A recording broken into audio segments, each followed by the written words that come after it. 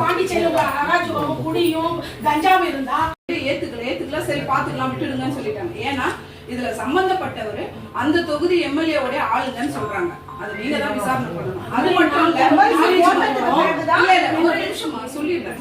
அது மட்டும் இல்ல, அதுக்கப்புறம் அந்த பொண்ணோட உடம்பு பாதிக்கப்பட்டிருக்கு. அதாவது 11/5/2025 அப்ப நடந்த சம்பவம் 13ஆம் தேதி தான் அந்த இஷ்யூவை வெளியே வருது. அந்த பொண்ணு உடம்பு சரியில்லாம ஹாஸ்பிட்டல்ல போய் சொல்லி எம்எல்சி போட்ட பிறகு காவல்துறை ஹாஸ்பிட்டல்ல இருக்கிற காவல்துறை மூலமா தான் காலப்பட்டு காவல்துறைக்கு வருது. அதுக்கப்புறம் மட்டும் தான் அதை எடுக்கிறாங்க. அதை எடுத்து காட்டிட்டு என்ன சொல்லிட்டாங்க, 2 பேர் சீரார் சொல்லிட்டாங்க, 2 பேர் அரெஸ்ட் பண்ணிட்டு வந்துட்டாங்க.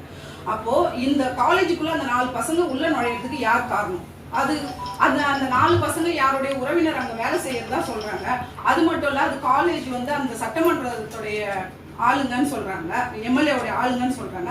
சரியான வழக்கும் பதிவு பண்ணல. இதை எதிர்த்து தான் நாங்க கண்டனம் தெரிவிச்சு முற்றுகை போராட்டம் சொல்லி முறையா பர்மிஷன் வாங்கிட்டு தான் நாங்க முற்றுகை போராட்டம் நடத்தணும்.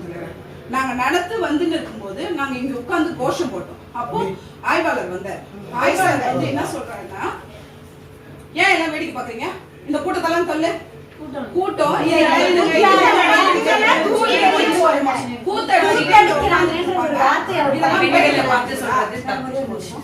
அது ரொம்ப தவறான வார்த்தைங்க. ஒண்ணு, நாங்க கூத்தடிக்கல, நாங்க கேட்டதுக்கு அவர் சொன்னாரு, நாங்க உங்களை சொல்லல.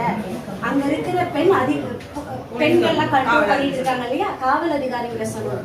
அவங்கள சொன்னா என்ன, எங்களை சொன்ன அவங்க கூத்தடிக்க வந்தாங்கன்னா இவங்க மத்தவங்க பேசின போலீஸ்